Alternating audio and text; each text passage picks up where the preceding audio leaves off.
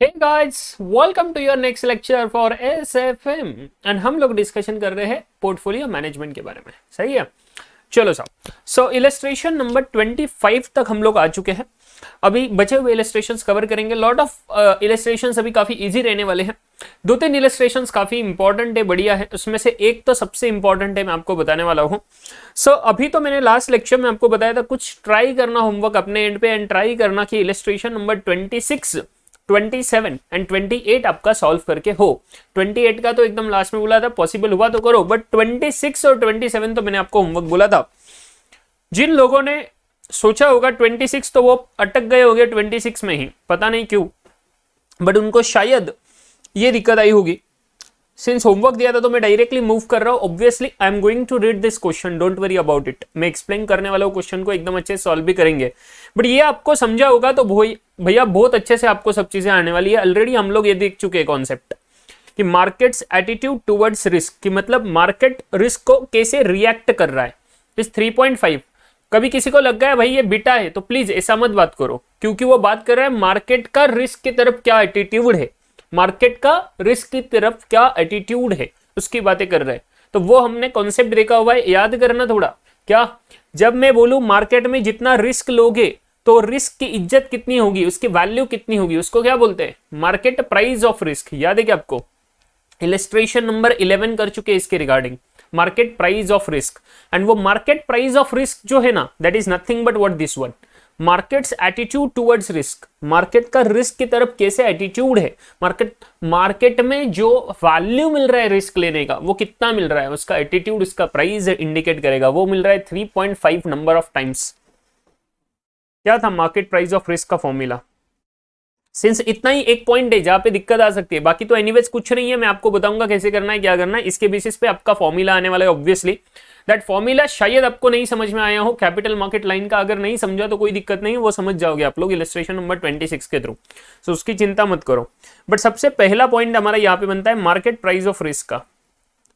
Market price of risk, इसको हमें ना, मैंने बताया था इस सिंबल से इंडिकेट करा जाता है, इसको बोला जाता है लैम्डा। लैम्डा, ये सिंबल का नाम है lambda, alpha theta gamma lambda वैसे। तो ये सिंबल से लैम्डा से इसको इंडिकेट करा जाता है मार्केट प्राइस ऑफ रिस्क। और हमने देखा था ये क्या होता है, थोड़ा इंटरप्रिटेशन के एंगल से करना, रट्टा मत मारना फॉर्मूला को प्लीज, कि मार्केट में रिस्क का कितना प्राइस है। मैं बोलूं साहब मैं मार्केट में कुछ रिस्क लूं तो उसके रिस्क के हिसाब से मुझे कितना एक्स्ट्रा रिटर्न मिलेगा। भैया please, how much extra return the investor would earn if he invest in market portfolio, and market में इन्वेस्ट करने के बाद जितना मार्केट में रिस्क आएगा उसके कंपैरिजन में उसको कितना एक्स्ट्रा रिटर्न मिलेगा। यही बात होती है मार्केट प्राइस ऑफ रिस्क में, कि मार्केट का जो रिस्क है उसका कितना प्राइस है, उसका कितना वैल्यू मिल रहा है, मतलब कितना रिस्क लूंगा तो कितना एक्स्ट्रा रिटर्न मिलेगा। सो सर एक्स्ट्रा रिटर्न कभी भी बोलूं तो मेरा उस पे आएगा जिसके रिगार्डिंग मुझे कुछ रिस्क नहीं। तो रिस्क फ्री रिटर्न आरएफ के ऊपर जितना मिलेगा that is what my extra return. So RF के ऊपर मार्केट में इन्वेस्ट करके क्या मिलने वाला, RM is the total return minus RF, तो that is what your extra return. So हम लोग क्या कहते हैं, RM minus RF divided by ये जो एक्स्ट्रा रिटर्न मिला, ये किसके कंपैरिजन में, जितना मैं मार्केट में रिस्क ले रहा हूं। So how much risk I am taking in the market, that is sigma D S D. Are you getting my point? S D. So जितना मैं मार्केट में रिस्क लो उसके कंपैरिजन में how much I will be getting the extra return, that is what my market price of risk lambda. And यही है भैया यहां पे दिया हुआ 3.5 markets attitude towards the risk, that is 3.5 which is nothing but market's price of risk. Are you getting my point? Very first clarification. यहां पे आपको है ना दिक्कत आ सकता था सिर्फ समझने में। भला जिसको ये भी समझ गया बहुत अच्छी बात है। नेक्स्ट पॉइंट, उसको शायद अब ये क्वेश्चन कैसे सॉल्व करना, एग्जैक्टली क्या चाहते हैं हमसे वो नहीं समझ में आया। तो देखिए मेरे साथ क्वेश्चन पढ़ रहा हूं अभी, अच्छे से ध्यान दो। Illustration number 26, portfolio be a fully diversified portfolio. पहली इंपॉर्टेंट बात बोली उन्होंने कि पोर्टफोलियो बी करके कोई पोर्टफोलियो बनाया इन्वेस्टर ने जो फुल्ली डाइवर्सिफाइड है, मतलब अलग अलग इंडस्ट्री से डाइवर्सिफिकेशन किया है, अलग अलग रिस्क क्लासिफिकेशन, अलग अलग नेचर ऑफ कंपनीज, अलग अलग level of companies, fully diversified portfolio है। सो रिस्क काफी कम है, ठीक है। Has a standard deviation of 6%। देखो साहब 6% का रिस्क है ऊपर नीचे जाने का, प्लीज ध्यान रखो। The Nifty has yielded a return of 16.5%। सबसे पहले तो ये डिनोटेशन ध्यान रखो, स्टैंडर्ड डिविएशन ऑफ 6% पोर्टफोलियो का, माने ये सिग्मा पी दिया, सिग्मा पी दिया 6%। प्लीज वरायंस मत बोलना, स्टैंडर्ड डिविएशन बोले ना ये लोग तो सिग्मा पी, ठीक है। Nifty has yielded a return of 16.5%, माने ये मार्केट रिटर्न है। So this is what your RM with a standard deviation of 4%। Market का स्टैंडर्ड डिविएशन माने sigma M, sigma M is how much 4%। Market में 4% का movement होता है ऊपर नीचे risk. Assert in the expected return of the portfolio be under the following 3 cases. बोले portfolio be जो है ना उसका एक्सपेक्टेड रिटर्न निकालना है हम लोगों को। क्या निकालना है? एक्सपेक्टेड रिटर्न निकालना है। 3 सिचुएशंस दिए। पहला सिचुएशन दिया जहां पे 5.8% ₹100 central government guaranteed RBI bonds is traded at 116। किसके लिए दिया है? टाइम पास करने नहीं। जैसे ही हम लोगों को दिया सीजी गारंटेड आरबीआई बॉन्ड से, माने गवर्नमेंट बॉन्ड से, गवर्नमेंट बॉन्ड से सीजी का गारंटी है सर, रिस्क ऑलमोस्ट नहीं है, रिस्क फ्री सिक्योरिटी। उसका प्राइस कितना चल रहा है? 100 रुपए का फेस वैल्यू है, 116 पे ट्रेड हो रहा है। कितना? 116 पे। और 5.8% is the coupon rate, this is the coupon rate. और हम लोगों ने ये ऑलरेडी कर चुके हैं कि 5.8% किस पे लगेगा? 100 रुपए पे। माने 100 रुपए इन्वेस्ट करूंगा तो 5 रुपए 80 पैसे का मुझे इंटरेस्ट मिलेगा 1 साल के लिए। बट सर मैं इन्वेस्टमेंट 100 रुपए थोड़ी ना करने वाला, मैं तो 116 करने वाला। बट जो मुझे मिलेगा वो तो 100 रुपए पे 5.80% मिलेगा। तो मतलब 5 रुपए 80 पैसे मिलना, that is fixed amount, but on not 100 but it is on 116। तो मेरा एक्चुअल में रिटर्न कितना बनता है? कैलकुलेशन करो, 5.8 डिवाइडेड बाई 116 इंटू 100, 5%। सो 5% का आरएफ बोल रहा है। ये 5% का क्या है? ये तीनों के तीनों आरएफ दिए, आपको दिख रहा है क्या? पहला आरएफ का सिचुएशन दिया 5% का आरएफ है। सेकंड डायरेक्टली बोले कि 3.5 टाइम्स क्या है? Market attitude towards the risk है। तो हम लोगों को यहाँ पे आरएफ नहीं बोला, हम लोगों को यहाँ पे आरएफ नहीं बोला, प्लीज ध्यान में रखो। ये हमें दिया है लैम्डा, बट इस लैम्डा का यूज करके हम लोगों को आरएफ निकालना पड़ेगा, क्योंकि नीचे इन लोगों ने डायरेक्ट फिक्स्ड आरएफ दे दिया 8%। तो मतलब they want to understand us from our side कि भैया 3 आरएफ के सिनारियोज है। इन तीनों आरएफ के सिनारियोज में ऊपर जो इंफॉर्मेशन दिया, मार्केट का रिटर्न, मार्केट का एसडी एंड पोर्टफोलियो का एसडी, इसके बेसिस पे तुम लोग पोर्टफोलियो का एक्सपेक्टेड रिटर्न निकालो, ऐसा बोल रहे हैं। बट आरएफ के 3 सिचुएशंस दिए। पहला सिचुएशन दिया जहां पे 5% का कैलकुलेशन करके निकल के आया हमारा। सेकंड, इसमें उन लोग आरएफ नहीं दिए, उन लोगों ने हम लोगों को मार्केट प्राइस ऑफ रिस्क बोला, माने सिग्मा का लैम्डा का इंफॉर्मेशन दिया। लैम्डा इज 3.5, मतलब extra return as compare to market का रिस्क कितना मिल रहा है? वो मिल रहा है साहब ये वाला चीज, सही है। तो क्या हम लोग यहाँ पे आरएफ निकाल सकते हैं? Yes absolutely, because we have lambda का इंफॉर्मेशन 3.5 यहाँ पे हम लोगों के पास है। हमारे पास सिग्मा एम है क्या? यस साहब सिग्मा एम है। क्या हमारे पास मार्केट का रिटर्न है क्या? यस। तो 16.5 माइनस आरएफ तो निकालना है, डिवाइडेड बाई सिग्मा एम है 4%। तो ये कैलकुलेशन करो, आरएफ मिल जाएगा। तो सेकंड सिनारियो में भी कुछ आरएफ मिलेगा हम लोगों को, एंड थर्ड सिनारियो में तो फिक्स डायरेक्ट दे चुके हैं, आरएफ इज 8%। सो ये तीनों सिचुएशन करके हम लोगों को क्या करना है? एक्सपेक्टेड रिटर्न ऑन पोर्टफोलियो निकालना। अभी सर ये नहीं समझ रहा इसमें फॉर्मूला कौन सा यूज करें, we are not getting that point. Because expected return निकालना बोला पोर्टफोलियो का, तो हम लोग को ये नहीं पता कि वहां पे सिक्योरिटीज कौन से है, कितना है, क्या है। What we have the information, we have the information, look at this. मैं आपको दूंगा सब लिखा के, मुझे एक्सप्लेन करना जरूरी है सबसे पहले। तो आंसर आप लोग प्लीज लिखना मत कुछ अभी। आंसर में गिवन इंफॉर्मेशन,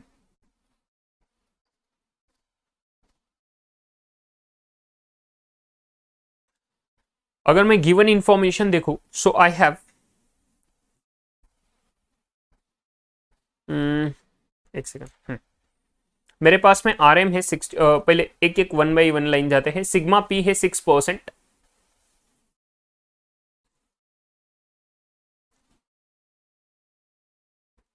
आर एम है, आर एम कितना है? 16.5%। सिग्मा एम दिया हुआ है 4%, ठीक है। बस तीन ही इंफॉर्मेशन है एंड वी हैव आरएफ। इसके तीन सिनारियोज बनेंगे, आरएफ के तीन नंबर से हमारे पास में।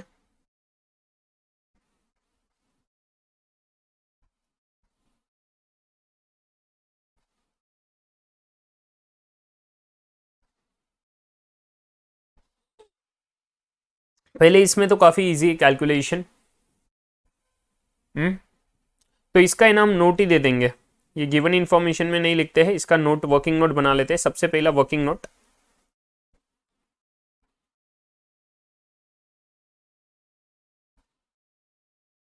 Calculation of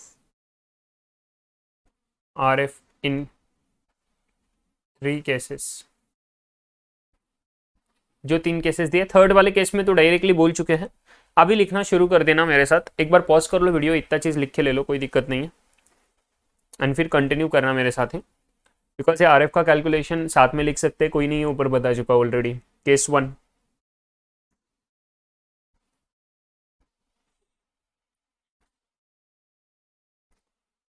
RF is equal to coupon amount divided by CMP into 100।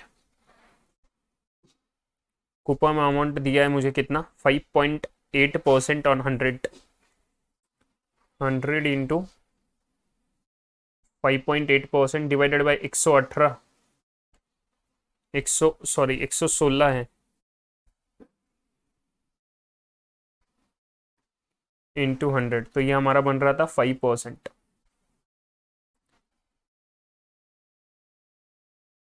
ठीक है। Case 2,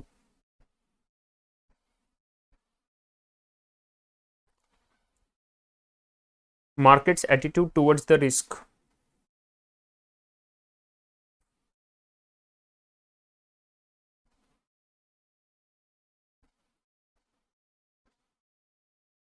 is equal to market price of risk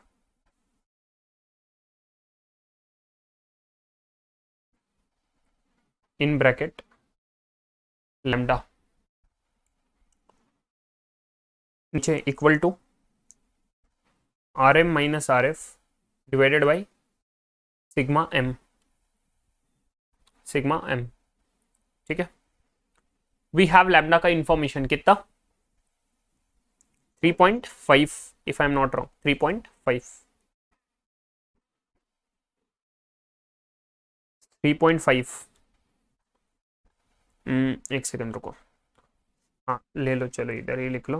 3.5 is equal to RM कितना है, 16.5% माइनस RF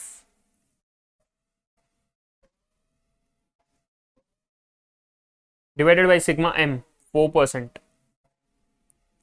ये परसेंटेज नहीं है, टाइम से प्लीज गलत मत करना। ये परसेंटेज क्यों लिखा जानबूझ के, बिकॉज हर एक नंबर परसेंटेज में नहीं है इधर, सो इधर परसेंटेज लिखना जरूरी है 16.5 एंड 4 को, ठीक है, नहीं तो कंफ्यूज हो जाओगे। ये कितना हुआ, 14% माइनस, नहीं रुको, इज इक्वल टू, सर ये 14 कहाँ से आया, ढोकलो 4% यहाँ पे लिया लेफ्ट हैंड साइड को, तो इंटू 3.5 करके 14% बना, 16.5% minus RF, RF is equal to 2.5%। ठीक है, सेकेंड सिनारियो में 2.5% आया है, पहले सिनारियो में 5% था, अभी सेकेंड इसमें 2.5% आया है। ठीक है, थर्ड वाला डायरेक्टली दे चुके हैं, RF is 8%। Case 3,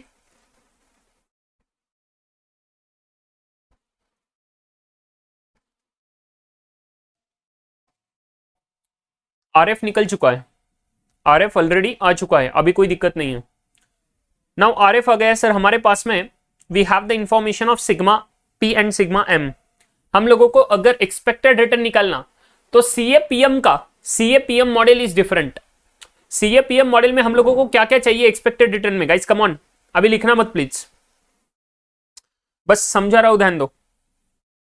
CAPM model लेते थे तो CAPM मॉडल में हमारा फॉर्मूला क्या होता था, RF सॉरी एक्सपेक्टेड रिटर्न निकालने का, ERP is equal to RF plus expected return on market minus RF, तो मतलब market risk premium into beta P, portfolio का बीटा, राइट ना। अरे बोलो सर हमारे पास में RF है, we have the return on market as well, भले ही वो एक्सपेक्टेड रिटर्न ऑन मार्केट नहीं बट रिटर्न ऑन मार्केट तो है, ठीक है, एजम्पशन के बेस पे काम चल सकता है। RF तो है सर हमारे पास में यहाँ पर भी, what about this beta P, ये तो नहीं ना, भला सर बीटा कैलकुलेशन कर लेंगे, कैसे करेंगे ढोक लो, sigma X sigma M into correlation चाहिए XM का, सिक्योरिटी का सिग्मा वो मिल जाएगा हम लोगों को पोर्टफोलियो सिग्मा लेके, मार्केट का रिस्क पता है हमको but we don't have the correlation between market and portfolio, we don't know that correlation, so how will do sir, भला कोरिलेशन कैलकुलेट करना कैसे करते हो, covariance of XM divided by sigma X sigma M, ठीक है, but what about this one, covariance थोड़ी ना है हमारे पास में, we don't have the joint deviation as well, तो किस बात का CAPM मॉडल आएगा इधर, नहीं पॉसिबल, तो CAPM को मारो गोली। मैंने बोला साहब इधर कैपिटल मार्केट लाइन का फॉर्मूला नहीं यूज कर सकते, स्लोप वाला, कैपिटल मार्केट लाइन का फॉर्मूला नहीं यूज कर सकते क्या, स्लोप वाला, कैपिटल मार्केट लाइन याद करना, कैपिटल मार्केट लाइन क्या बोलता था कैपिटल मार्केट लाइन ने हमने देखा था एक फॉर्मूला कि जो मेरा पोर्टफोलियो का रिटर्न आएगा उसी को थोड़ा मॉडिफाई कर रहा हूं, तो ध्यान रखो as per capital market line, अभी लिखो मेरे साथ, as per capital market line नीचे के इस पे, next as per capital market line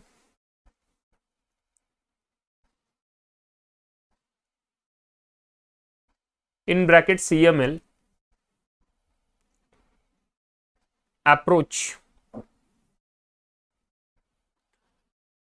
return on portfolio is equal to क्या करते हैं, RF plus lambda into sigma P, मतलब एक चीज ध्यान में रखना, देखो जो हम लोग RF प्लस ये रिस्क प्रीमियम ले रहे हैं, समझ रहे हैं क्या, this is also the risk premium but this risk premium is not the systematic risk, CML में सिर्फ सिस्टमैटिक रिस्क नहीं कंसीडर करें, हम लोग क्या बोले, रिस्क प्रीमियम है बट ओवरऑल रिस्क प्रीमियम है, टोटल रिस्क है, ये रिस्क जो है ये टोटल रिस्क है, अगर सिर्फ सिस्टमैटिक रहता तो CAPM मॉडल आता, क्योंकि वो बोलता कि सिर्फ सिस्टमैटिक को कंसीडर करो, बीटा को, अनसिस्टमैटिक को लो मत, सो वहां पे वो बीटा लेता, बट यहाँ पे ये बीटा नहीं ले रहा, ये sigma into lambda into sigma P ले रहा है, क्यों कि मार्केट का पोर्टफोलियो का जो SD है, पोर्टफोलियो का जो टोटल रिस्क है, एंड जो मार्केट में मुझे एक्स्ट्रा रिटर्न पे नंबर ऑफ टाइम्स कितना एक्स्ट्रा रिटर्न मिल रहा है मार्केट के रिस्क के हिसाब से, उतना नंबर ऑफ टाइम्स मुझे यहाँ पे नहीं मिल सकता। लॉजिक देखो फॉर्मूला का बहुत सिंपल है, मैंने बोला पोर्टफोलियो का रिस्क है 5%, मार्केट का रिस्क है 10%, मार्केट में एक्स्ट्रा रिटर्न मिलता है मुझे 3 गुना 3 times, so this extra return as compare to this 10% मुझे 3 गुना मिलता है, तो मैं लॉजिकल बात करता हूं कि उसी मार्केट में जब मैं इस पोर्टफोलियो की बात करूं तो मुझे 5% का जो रिटर्न मिलेगा, 5% का जो रिस्क लूंगा 10% के रिस्क पे 3 गुना मिलता है, तो 5% के रिस्क पे कितना, 3 गुना। भैया प्लीज ऐसे मत करना कि 10% के रिस्क पे 3 गुना तो 5% पे कितना, ऐसे क्रॉस मल्टीप्लीकेशन नहीं होगा इधर, लॉजिकल है, मार्केट में 3 गुना मिल रहा है मुझे प्रीमियम, तो यहां पर भी 3 गुना मिलेगा, बट किसका, जो पोर्टफोलियो का रिस्क है,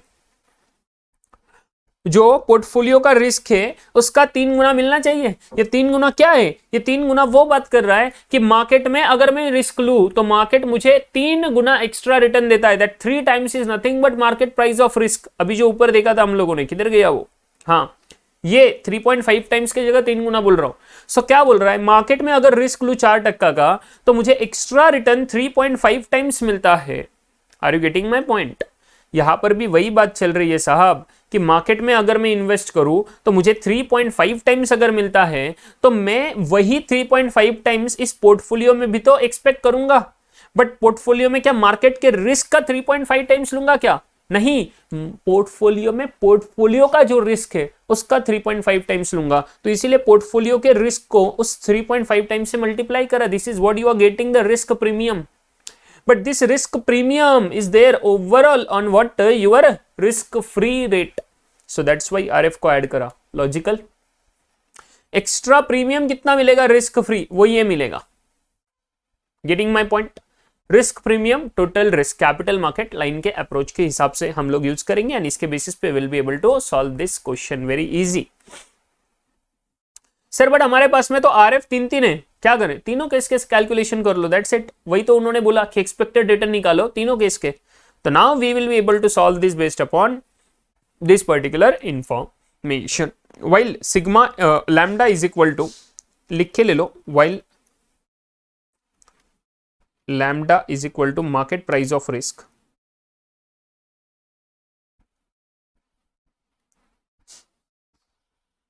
is equal to RM minus RF divided by sigma M. Clear? Perfect. चलो नेक्स्ट वन. नेक्स्ट वन भैया प्लीज. चलो अभी final answer. Calculation of expected returns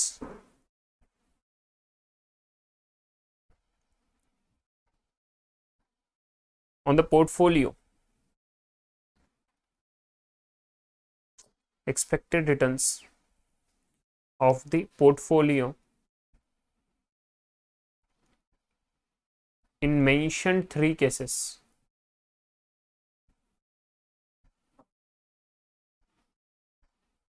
ठीक है, 3 केसेस में कैसे बनेगा, मैं थोड़ा जूम इन कर रहा हूँ गाइस, प्लीज अंडरस्टैंड. केस 1 निकालो expected return on portfolio. This one formula RP is equal to expected return बोला तो मैं फॉर्मूला में ERP करूंगा. ERP is equal to RF, बहुत ज्यादा बड़ा जूम इन हो गया है ना, RF plus lambda into sigma P.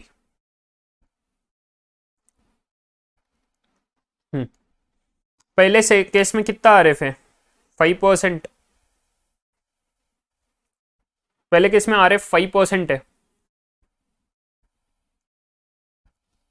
5% plus lambda 3.5 times into sigma P कितना है पोर्टफोलियो का? SD 6%. अभी बाकी कुछ चेंज नहीं होने वाला है इधर.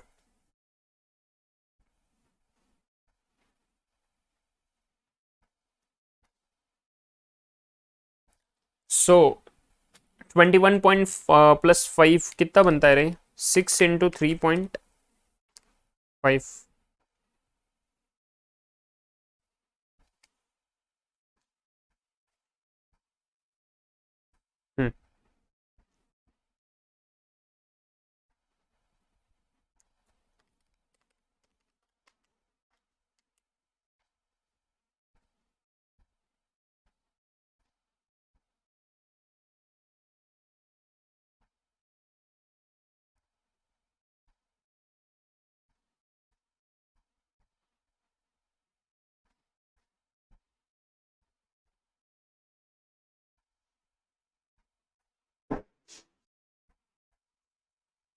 करो कैलकुलेशन. अरे एक सेकंड, ये 3.5 दूसरा कैलकुलेशन बनेगा ना, मैं वही बोलूँ ये गलत क्यों होगा? अरे हमें लैम्डा का कैलकुलेशन करना पड़ेगा ना पहले इसमें. वो 3.5 तो सेकंड केस था, सॉरी 3.5 तो सेकंड केस था, तो यहाँ पे RM माइनस RF करो ना. सो फॉर्मूला लिख के लो पहले तो, sorry for the mistake. RF plus, अरे यार ये हैंग हो रहा है तो इतना, RM minus RF divided by sigma M into sigma P. RF 5%. Hold करो भला थोड़ा. यस. सो फिर 5% RM माइनस RF, फटाफट से RM का इंफॉर्मेशन डालो ऊपर से लेके। RM 16.5 माइनस RF जो हमारा 5% आया हुआ है,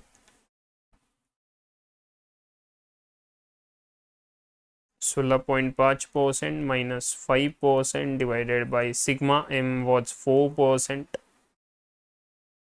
एंड सिग्मा P वॉज 6%।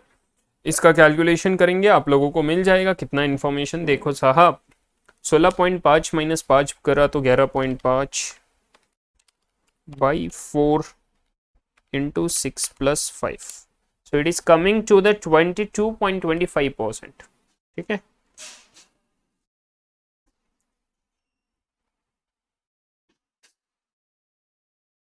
वैसे ही case 2, now it is so easy. सही है, इसी फॉर्मूला में ऊपर के ERP is equal to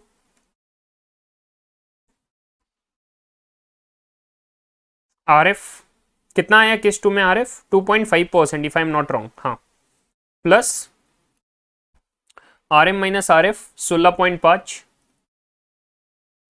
minus 2.5% divided by 4%, ये बाकी सब इंफॉर्मेशन सेम है। तो इसका कैलकुलेशन करो, आप लोगों को कितना मिलता है। देखो 16.5 माइनस 2.5 माने 14%, 14 by 4 into 6 plus 2.5, 23.5%। And case number 3, यहाँ पर तो इजी है, अगेन वही कितना था 8% plus 16.5% minus 8% divided by 4% into 6%।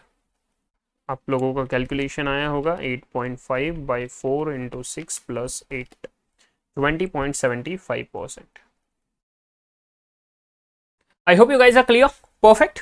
So case 1, 2, 3 are done, perfect. कोई इसमें डाउट, शंका, कोई सवाल नहीं रहेगा। ये क्वेश्चन हमारा खत्म हो गया है, यही तो हमें कैलकुलेशन करने बोला था, बाकी कुछ नहीं था यहाँ पे। सही है, I hope you guys are clear. Illustration number 26, इसको मार्क करके रखना, important one for your examination, VER।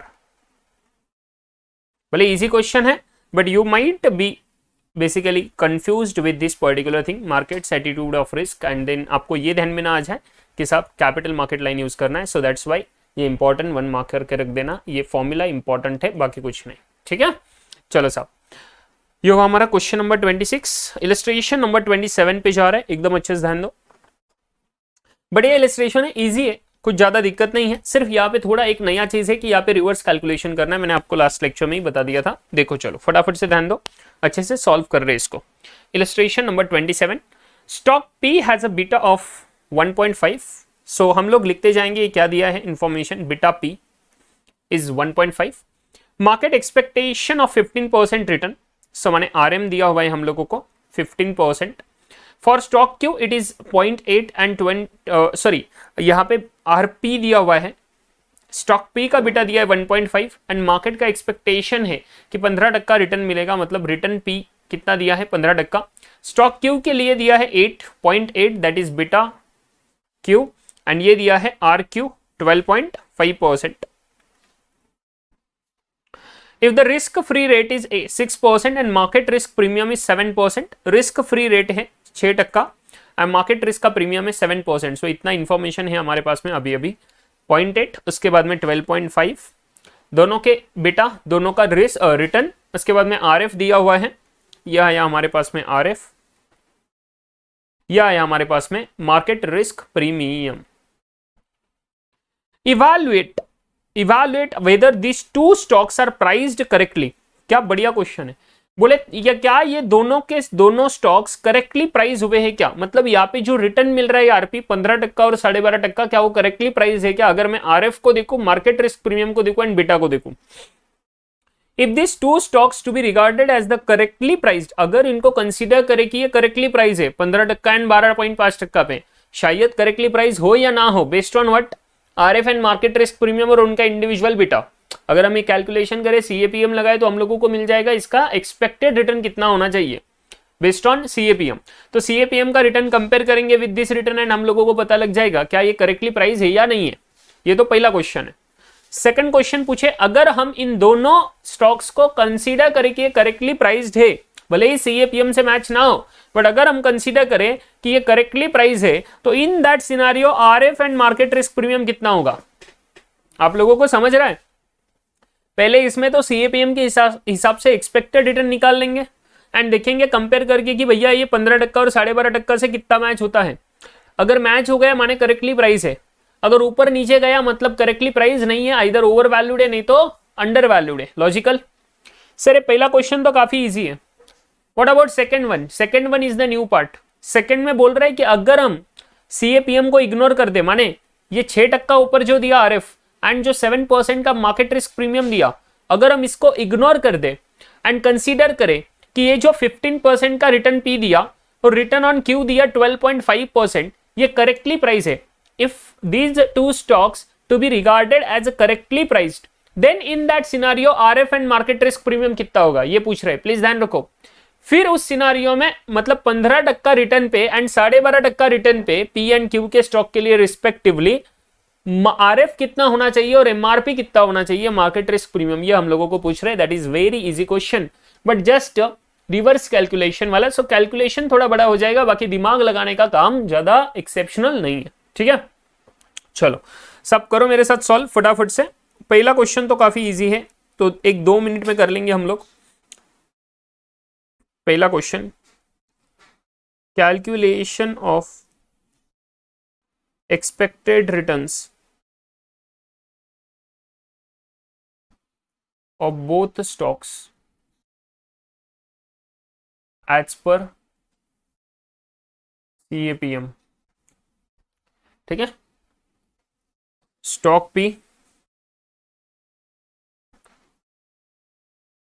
ERP is equal to expected return on P is equal to RF plus RM minus RF into beta, beta P बोलना specifically. CAPM ऊपर लिखा हुआ है as per CAPM, तो फिर से लिखने की जरूरत नहीं पड़नी चाहिए। ठीक है, RF कितना दिया हुआ है हम लोगों को 6%। पहले क्वेश्चन के लिए तो वही लेना ना भैया, market risk premium RM minus RF is equal to market risk premium, that is 7% into beta P is how much? Beta P हम लोगों को दिया है 1.5। 7 इंटू 1.5 माने ये बनता है लगभग 10.5, 10.5, 16.5% should be the expected return. Stock Q ERP is equal to, अभी मैं डायरेक्ट कैलकुलेशन करूं, सॉरी ERQ करना, RF plus RM minus RF, direct नहीं किया मैंने कैलकुलेशन, ये दिखा दिया। सब ऐसे थाली सजी हुई मिलती है ना आपको, सिर्फ खाने का काम करो। MRP 7%, market risk premium, beta Q कितना है रे, किधर गया, 0.8। ठीक है, 5.6 प्लस 6 दैट इज 11.6%। ठीक है, एक्सपेक्टेड रिटर्न्स निकल गए। कंपैरिजन, नेक्स्ट आंसर सेकंड, इसमें comparison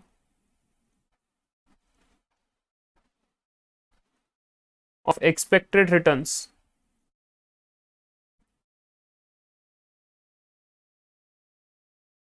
as per CAPM with estimated returns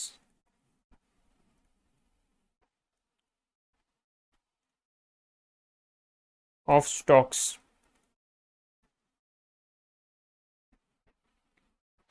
सो हम लोग ऐसा करते हैं, टेबल बना लेंगे, stock P, stock Q, return as per CAPM, ऊपर लिख देता हूं टाइटल,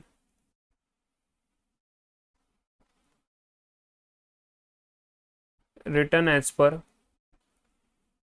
पहला dash CAPM, second dash estimated in bracket given. जो दिया हुआ है। सो CAPM के हिसाब से कितना आया, 16.5 और 11.6। एक बार बस देख लेता हूँ, कभी कैलकुलेशन में गड़बड़ हो गया है तो फिर बाद में पूरा रेक्टिफिकेशन स्टार्टिंग से करना पड़ता है। जल्दी जल्दी में एस्टिमेटेड कितना है कि दिया हुआ क्वेश्चन में गिवन 15% और 12.5%, 15% एंड 12.5%। करो कैलकुलेशन। तुम लोगों को चाहिए 16.5%, ये दे रहा है ढोकला 15%। क्या तुम लोग चाहोगे इसको इन्वेस्ट करना इसमें? नहीं ना सब। तो हमारा कंक्लूजन क्या बनेगा, प्राइसिंग। कंक्लूजन क्या बनेगा रे, हम लोग कर चुके ना, बोलो सर। 15% मिल रहा है, 16.5 चाहिए सर, ओवर प्राइस्ड है, सेल कर देंगे सर। 11.6 एक्सपेक्ट करते हैं, मिल रहा है 12.5%, कितना अच्छा बात है। अंडर प्राइस्ड है, इसमें बाई करो। एक्सपेक्टेशन से ज्यादा दे रहा है अभी, तो प्राइस बढ़ेगा। ठीक है।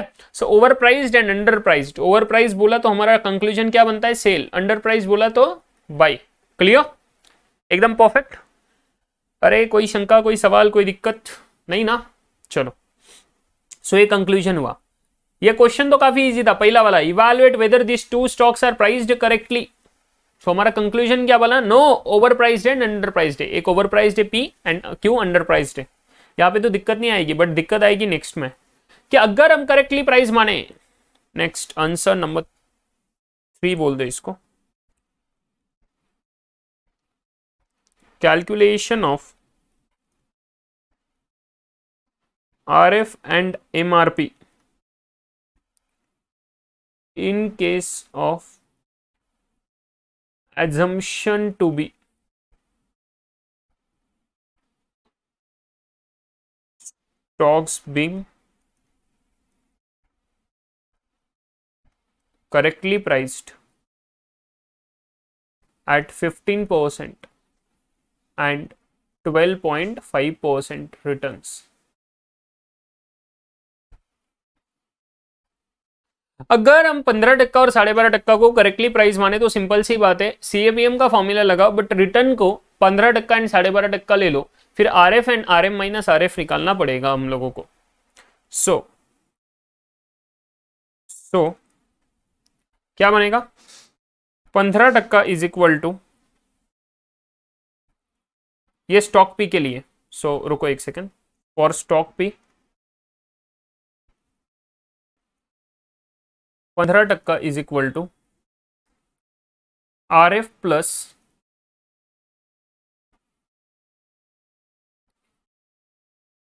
Risk premium 1। रिस्क प्रीमियम 1 बोलता हूं, एक्चुअली ये रिस्क प्रीमियम ही बोल देता है, बिकॉज दोनों केसेस में सेम ही रिस्क प्रीमियम आने वाला। Sorry, MRP, RF plus MRP into beta P. Beta P कितना है रे, ऊपर जाओ, 1.8 if I am not wrong.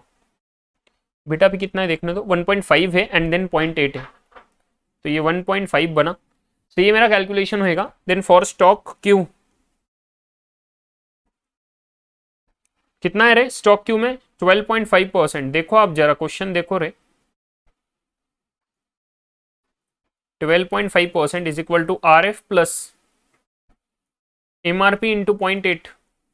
अभी बचपन में हमें 2 इक्वेशन दिए हुए रहते थे, पता है आपको, और कुछ नहीं मिलेगा, 2 वेरिएबल से जो निकालने हम लोगों को। तो क्या करेंगे, will try to cancel off 1 variable and एक वेरिएबल कैंसिल करके दूसरा वेरिएबल निकालने का कोशिश करेंगे। सही है। तो स्टॉक पी दिया हुआ है, RF दोनों में सेम रहेगा, MRP दोनों में सेम रहेगा, क्योंकि मार्केट का रिटर्न चेंज थोड़ी ना होएगा। अरे RF चेंज नहीं होएगा, मार्केट का रिटर्न चेंज नहीं होएगा। So we have this two basically quadratic equations. तो इन इक्वेशंस को सॉल्व करेंगे, we will get 1 information of MRP और RF, जो चाहिए वो ले लो, and then you will be able to solve this particular question very easily. So दोनों इक्वेशन को ले लो साथ में। Considering solving of about 2 equations,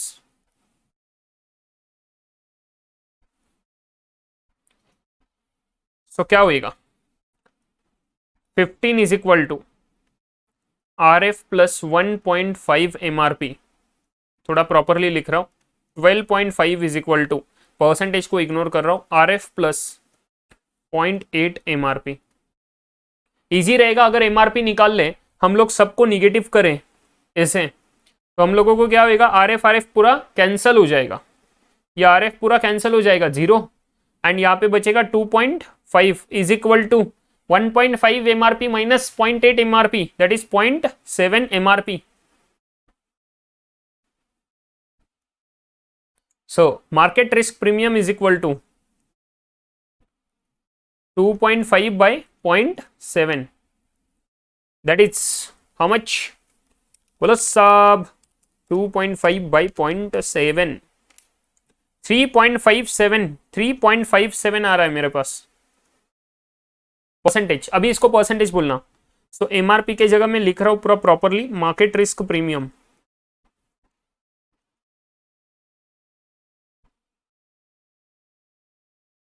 market risk premium bracket में MRP लिखता हूं, कितना 3.57%। नाउ कोई भी एक इक्वेशन में ये पुट कर दो, सो ले लो, put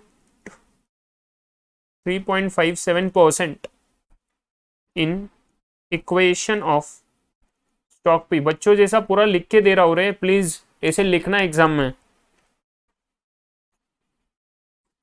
15 is equal to 15 is equal to 15% is equal to RF plus MRP 3.57% into 1.5, so RF is equal to, change नहीं होएगा, कुछ भी करके देख लो आप लोग, क्वाड्रेटिक इक्वेशन लिए ना हम लोगों ने, सो 5.355, 15 माइनस 5.355, ये बनेगा 9.65%। नोट ऑफ कर रहा हूं अप टू 2 डेसिमल्स, नोट दे दो एक नीचे।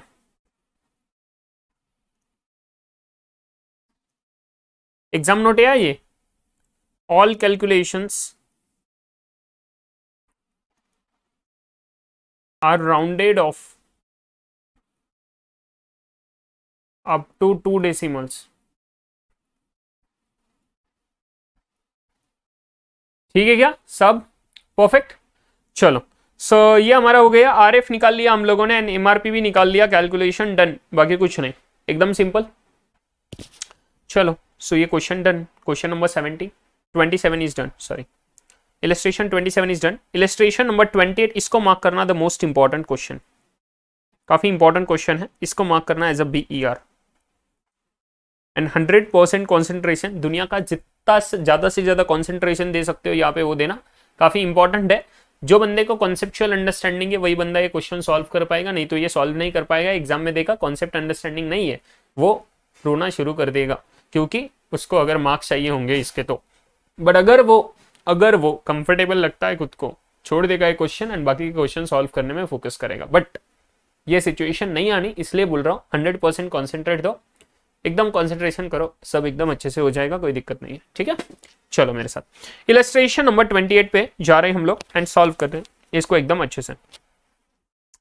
Following are the information on 2 portfolios D and G, 2 portfolio दिए D एंड G के एंड उसके इंफॉर्मेशन दिए कुछ। Elimination of unsystematic risk, guys come on, elimination करो, बोले अनसिस्टमैटिक रिस्क डाइवर्सिफाइबल होता है ना, लॉजिकल है। Unsystematic risk is the diversifiable, systematic risk market risk is not the diversifiable.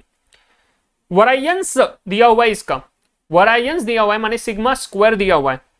सो पहले तो बोले कि अनसिस्टमैटिक रिस्क को एलिमिनेशन करना है इन दोनों पोर्टफोलियो में, पोर्टफोलियो डी में भी एंड पोर्टफोलियो जी में भी। बट यहाँ पे कुछ लिखा है complete elimination and partial elimination. बोले जितना अनसिस्टमैटिक रिस्क है ना पोर्टफोलियो डी में, वो पूरा की पूरा एलिमिनेट कर दो, कंप्लीट एलिमिनेट करो, कंप्लीट एलिमिनेट करो। एंड उस पोर्टफोलियो का वरायंस दिया हुआ है 6.66, ऑब्वियसली परसेंटेज स्क्वायर लिखा नहीं तो इसका मतलब ये नहीं कि हमने कुछ समझना नहीं, that is obviously a percentage square. 6.66 is the variance of what portfolio D. Next portfolio में जी में बोल रहे कि जो इलिमिनेशन करना है अनसिस्टमैटिक रिस्क, मतलब अनसिस्टमैटिक रिस्क को हटाना है पोर्टफोलियो से, वो कितना हटा हुआ है, पार्शियल इलिमिनेशन है। पोर्टफोलियो जी में पार्शियल इलिमिनेशन है, माने पार्शियल अनसिस्टमैटिक रिस्क एग्जिस्ट करता है, बट पोर्टफोलियो डी में अनसिस्टमैटिक रिस्क एग्जिस्ट नहीं करता। Are you getting my point? Portfolio D में अनसिस्टमेटिक रिस्क एग्जिस्ट नहीं करता। सिंस पोर्टफोलियो डी में अनसिस्टमेटिक रिस्क एग्जिस्ट नहीं करता, प्लीज मुझे बोलना क्या चीज हो रहा है यहाँ पे, कैपिटल मार्केट लाइन कि साहब कंप्लीटली अगर तुमको अनसिस्टमेटिक रिस्क निकालना है तो तुम लोग क्या बोलोगे कि इसको कैपिटल मार्केट लाइन अप्रोच से सॉल्व कर सकते हैं पोर्टफोलियो डी को।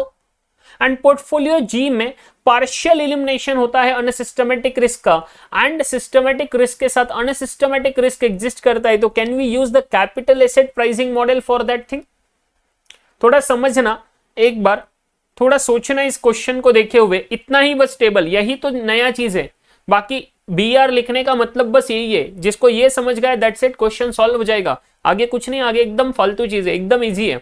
बट साहब बेसिक चीज है कि कौन से इसको सीएपीएम बोले, कौन से इसको कैपिटल मार्केट लाइन बोले, वो हमारे लिए जरूरी है। समझ रहे हो क्या? तो थोड़ा दिमाग लगा के सोचो एंड फिर है ना देखो वीडियो, ठीक है। सोचा क्या रे सर? नहीं सोचा, नहीं समझ रहा, ऐसा क्यों? पोर्टफोलियो डी को हम लोग कैपिटल मार्केट लाइन के अप्रोच से क्यों देखेंगे, पोर्टफोलियो जी को सीएपीएम के अप्रोच से क्यों देखेंगे? थोड़ा मेरे साथ में समझो प्लीज, ध्यान दो। देखो क्या बोल रहे हैं, पहले तो क्वेश्चन पढ़ लेंगे, फिर इसके ऊपर अगेन डिस्कशन करेंगे पूरा। यहाँ पे हमें अनसिस्टमेटिक रिस्क एलिमिनेट करने को बोल रहे हैं। कंप्लीटली एलिमिनेटेड है पोर्टफोलियो डी में, पार्शियल एलिमिनेटेड है पोर्टफोलियो जी में, दोनों का वेरिएंस दिया है 6.66 एंड 14.96, ठीक है। The Sensex has returned an average of 16.25% on the investment in the past years। बोले पिछले सालों में सेंसेक्स ने 16.25% का रिटर्न दिया है on an average. The expected appreciation in the return is 3% on the previous year's return। ये ध्यान में रखो, क्या दिक्कत हो सकती है इंटरप्रिटेशन में, मैं बताने जा रहा हूं आपकी कहां गलतियां हो सकती है, प्लीज ध्यान रखो, बहुत इंपॉर्टेंट है। जब सॉल्व करोगे ना खुद तो ये गलतियां करोगे आप लोग, कोई ना कोई तो करेगा आप में से, ठीक है। देखना सेंसेक्स का रिटर्न है मतलब आरए में 16.25%, कब? पास्ट ईयर्स के बेसिस पे। बट बोले ये जो पास्ट ईयर्स के बेसिस पे हम लोगों ने एवरेज रिटर्न निकाला, जो एक्सपेक्टेड है अगले साल, वो एक्सपेक्टेड है कि इसके ऊपर एप्रिसिएशन होएगा, मतलब बढ़ेगा रिटर्न। कितना, कितने से बढ़ेगा? Appreciation is the 3% on the previous year's return. पिछले साल जो एवरेज रिटर्न लिया हम लोगों ने 16.25%, उसका 3% एप्रिसिएशन है। सर ये 3%, ये जो 16.25% था, ये 3% इसके एब्सोल्यूट है, एब्सोल्यूट है। समझता है क्या आपको, या नॉट एब्सोल्यूट? एब्सोल्यूट बोला मतलब मेरा ये 3% डायरेक्टली एब्सोल्यूटली इसमें ऐड हो जाएगा 19.25%। एंड यहां पे एब्सोल्यूट नहीं बोला तो सिंपल क्या बात हो रही है कि 16.25 का 3%, सो 16.25 का 3% करो, 16.25 इंटू 1.03, 16.74, 16.74, जिसका ये गलत हुआ, क्वेश्चन गलत हो गया, आंसर ही गलत हो गया पूरा। ध्यान देना भैया क्या बोल रहे हैं, they are talking about 3% on the previous year's return, पिछले साल के रिटर्न का 3% बोल रहे हैं। सो पिछले साल के रिटर्न का 3% बोल रहे हैं। So this is the number what they are expecting from our side, that is 16.74%, not the absolute one. Absolute यहां पे नहीं चाहते क्योंकि उन लोगों ने लैंग्वेज बहुत क्लियरली बोला कि 3% on the previous year's return, 3% in addition to average return, ऐसा नहीं बोल रहे, on the previous year's return ऐसा बोल रहे हैं। तो इंग्लिश लैंग्वेज को फील करो एंड अंडरस्टैंड करो एंड सॉल्व करो, ठीक है। So this is very first important clarification जो जरूरी है। एंड द सेकंड थिंग जो सबसे इंपॉर्टेंट डिस्कशन आने वाला है वो कंप्लीट पार्शियल पे, वो वाला करेंगे। आगे पढ़ो। The variance of the return, क्या बोल रहे हैं? The variance of the return on the Sensex is measured eight 2.96, मतलब मार्केट का वेरिएंस दिया है सिग्मा एम स्क्वायर है, वेरिएंस है, प्लीज ध्यान रखो भाई, वेरिएंस दिया हुआ है तो सिग्मा एम स्क्वायर दिया हुआ है, सिग्मा एम स्क्वायर दिया हुआ है। 7% rupees 1000 government guaranteed bonds are traded at 1094, मतलब ये अगेन आरएफ के लिए दिए हम लोगों को। 7% on 1000 that is 70 rupees, 70 by 1094 करना, 70 by 1094 into 100 that is 6.40, 6.4% is what your RF. The covariance between the portfolio G and the market is 4.96। Please ध्यान रखो, कोवेरिएंस बोले, कोरिलेशन कोएफिशिएंट नहीं, कोवेरिएंस, कोरिलेशन कोएफिशिएंट -1 to +1 के range में होता है। सो COV दिया किसमें, जी एंड मार्केट में 4.96 का। Ascertain the expected return on the portfolio D and G। Portfolio D and G का एक्सपेक्टेड रिटर्न निकालने को बोले हम लोगों को इस इंफॉर्मेशन के बेसिस पे। Very important thing. नाउ अभी समझो वो इलिमिनेशन वाला पॉइंट। मैं बोलता हूं अगर पोर्टफोलियो D है, मैंने क्या बोला, D है एंड G है, ठीक है। पोर्टफोलियो D में there is complete elimination of unsystematic risk. क्या बोला, complete elimination of unsystematic risk, माने this portfolio would be the efficient portfolio. बोलो सही है क्या, सही है ना? बिकॉज यहां पे सिर्फ मार्केट इफेक्ट करने वाला है। क्या बोला, this would be the efficient portfolio, this would be the efficient portfolio. And efficient portfolio कौन से लाइन से आता है, capital allocation line, capital market line. हम लोगों ने देखा हुआ था कि साहब जब हम लोग बात करें यहां पे, ऐसा हम लोगों ने ग्राफ बनाया था, देखना, और यहां पे जो ये लाइन जाएगा, इस लाइन पे बेसिकली जो भी मेरा पोर्टफोलियो रहने वाला है, सॉरी अरे यार ये कैसे लाइन बनेगा, हाँ, सो इस लाइन पे जो भी मेरा पोर्टफोलियो बनने वाला है इधर, वो सब इफिशिएंट पोर्टफोलियो रहेंगे। The only difference would be the allocation would be the different. So efficient portfolio इसको बोला जाता है capital market line, capital allocation line. याद आएगा आपको, वो कॉन्सेप्ट देख लेना एक बार फिर से नोट्स में जाके। तो सर अगर मैं बोलूं capital allocation line, capital market line, this would be the efficient portfolio. ये इफिशिएंट पोर्टफोलियो हम लोगों को इधर मिल रहा है, portfolio D, portfolio D. And capital market line बोलूं तो मेरा फॉर्मूला क्या बनता है, एक्सपेक्टेड रिटर्न का। बस लास्ट क्वेश्चन में सॉल्व किया। So in CML expected return on portfolio is equal to RF plus जो मार्केट प्राइस ऑफ रिस्क है, लैम्डा इंटू सिग्मा M। सही है, सिग्मा M। बट सर जब मैं बोलूं portfolio G is not the efficient one, why, because there is a scope of unsystematic risk, since there is only partial elimination of unsystematic risk over there. कि sir यहां पे eliminate हो रहा है unsystematic risk, diversify हो रहा है, but बस सिर्फ पार्शियली हो रहा है। सिंस पार्शियली हो रहा है, सो ये एफिशिएंट पोर्टफोलियो नहीं बनेगा, this would be the inefficient portfolio, inefficient portfolio. And अगर मैं बोलूं इनएफिशिएंट पोर्टफोलियो है तो मुझे काफी इंपॉर्टेंट चीज कंसीडर करना जरूरी है, जहां पे मेरा एक्सपेक्टेड रिटर्न बनेगा कंसीडरिंग द सिस्टमैटिक रिस्क पे। So that is what my CAPM would apply. So that's why CAPM would apply.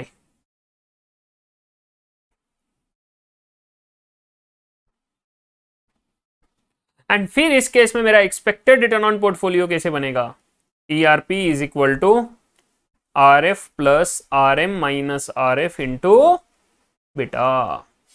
Sir but beta तो हमारे लिए इस क्वेश्चन में मिला ही नहीं। बीटा का फॉर्मूला क्या होता है, beta portfolio is equal to covariance of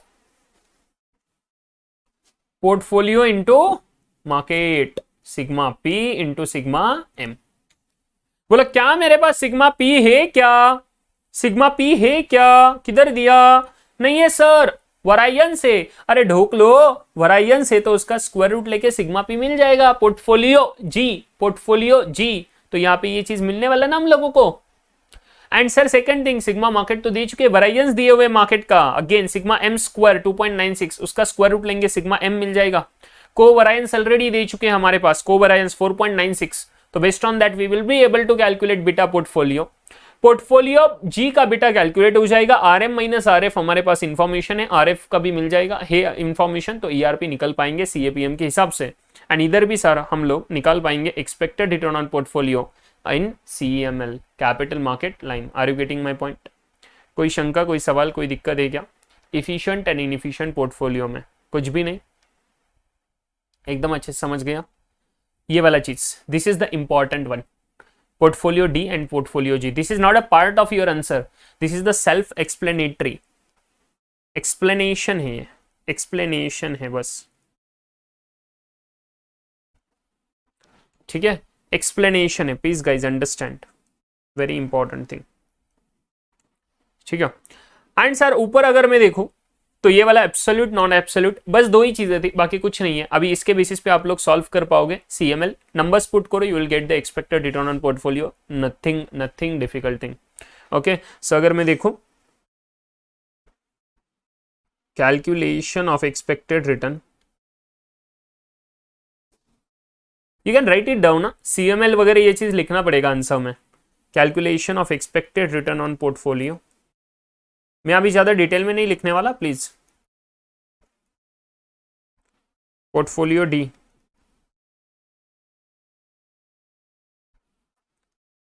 portfolio D अगर मैं बोलूं तो कितना होएगा, क्या होएगा, एज पर सीएमएल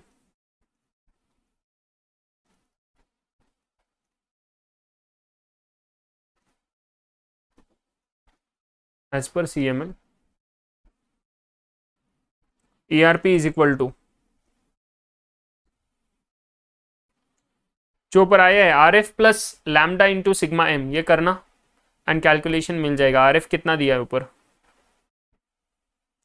आर एफ किधर गया रे, 6.4%। कैलकुलेशन ऑफ आर एफ दिखा देना वर्किंग नोट में, 6.4%। मैं डायरेक्ट नंबर ले लूँ, लैम्डा कितना बनता है मेरा, R M minus R F. So R M कितना दिया हुआ है मार्केट का return, 16.25%,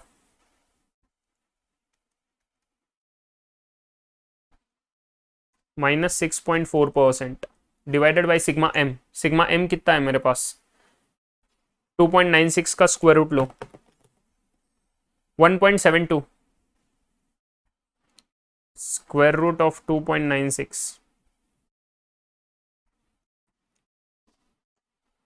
lambda into sigma M square root of 2.96, 1.72 बनता है वो, ठीक है।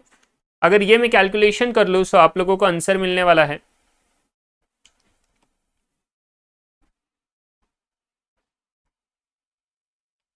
16.25 माइनस 6.4 डिवाइडेड बाई 1.72, 5.72 इंटू 1.72, 9.84।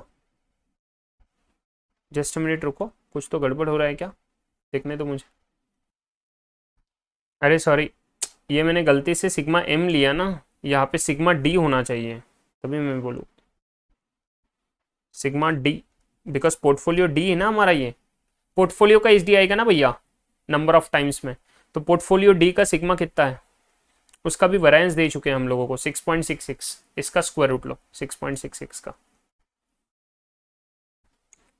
तो 6.66 का स्क्वायर रूट, हाँ 2.58, सो 6.4% प्लस 16.25 माइनस 6.4, 9.85, 1.72 इंटू 6.66 का स्क्वायर रूट लो 2.58,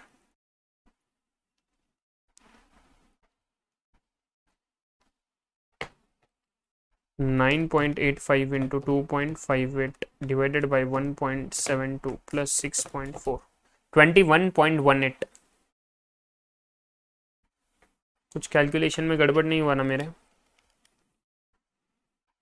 एक बार देखने दो, यहाँ पे थोड़ा डिफरेंस आ रहा है कैलकुलेशन में, हो गया ना भाई गड़बड़, 16.25 थोड़ी ना आएगा, इधर हम लोगों ने कैलकुलेशन किया नहीं क्या, 16.25 प्लस 3% किधर गया, 16.74, तभी मैं बोलूँ क्या हो रहा है मेरे साथ, 16.74% है, सॉरी गाइस, हाँ जल्दी जल्दी के चक्कर में ना गड़बड़ हो जाता है, एकदम डिटेल में सॉल्व करते तो कुछ गड़बड़ नहीं होता।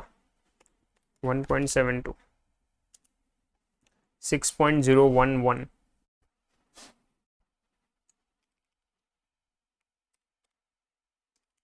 16,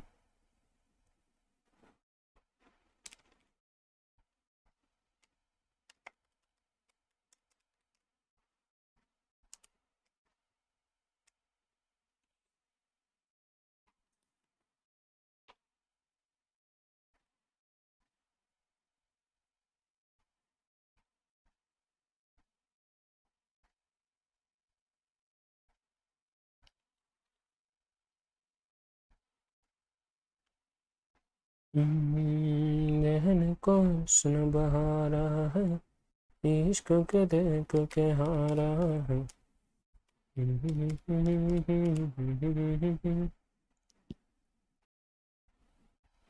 यस, तो देखो 16.74 minus 6.4 divided by 1.72, 6.01, 6.01 into 2.58%. So 2.58, 15.51 plus 6.4.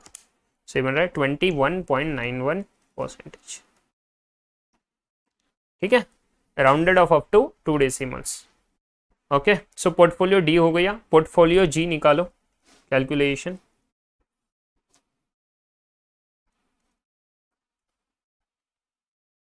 Since the portfolio is inefficient,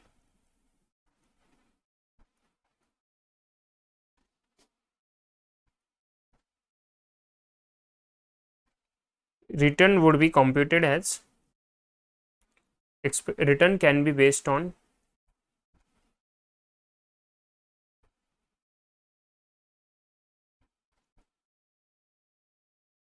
CAPM. ठीक,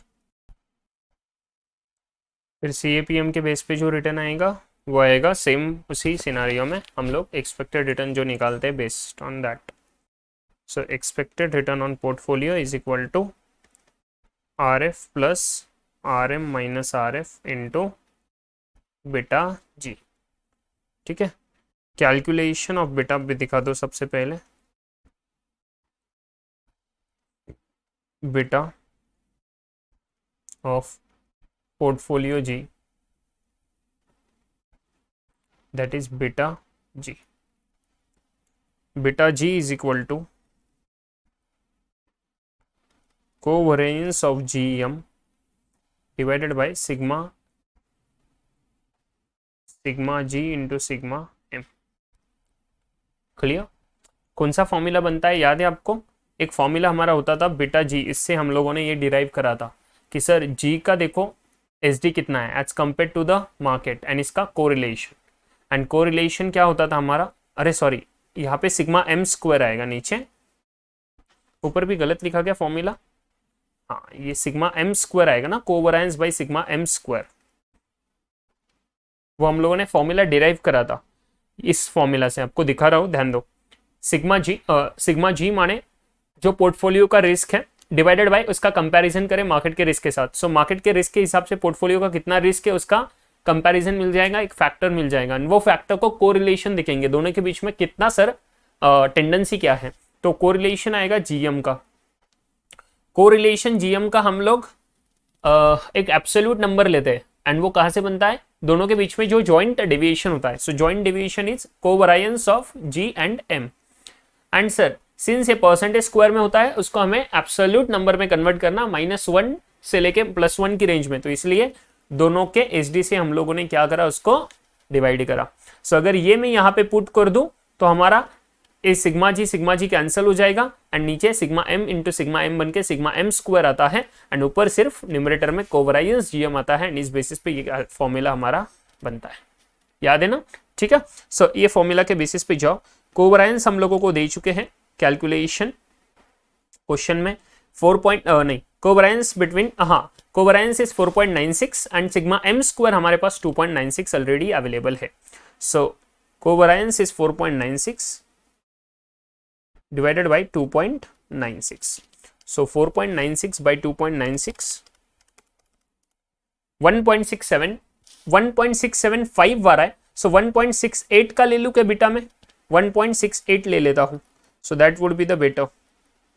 मुझे नहीं पता इंस्टीट्यूट ने क्या लिया हुआ है बट मैं 1.68 ले लेता हूँ. ठीक है, राउंड ऑफ कर देंगे हम लोग, सब चीज़ें राउंड ऑफ कर रहे हैं अप टू 2 डेसिमल्स, इसको भी कर लेंगे 1.68. एंड अभी इस बीटा को यहाँ पे फिलअप करेंगे तो एक्सपेक्टेड रिटर्न बनेगा हमारा इक्वल टू RF कितना था रे, ऊपर जाओ यार, RF कितना था, RF 6.4%,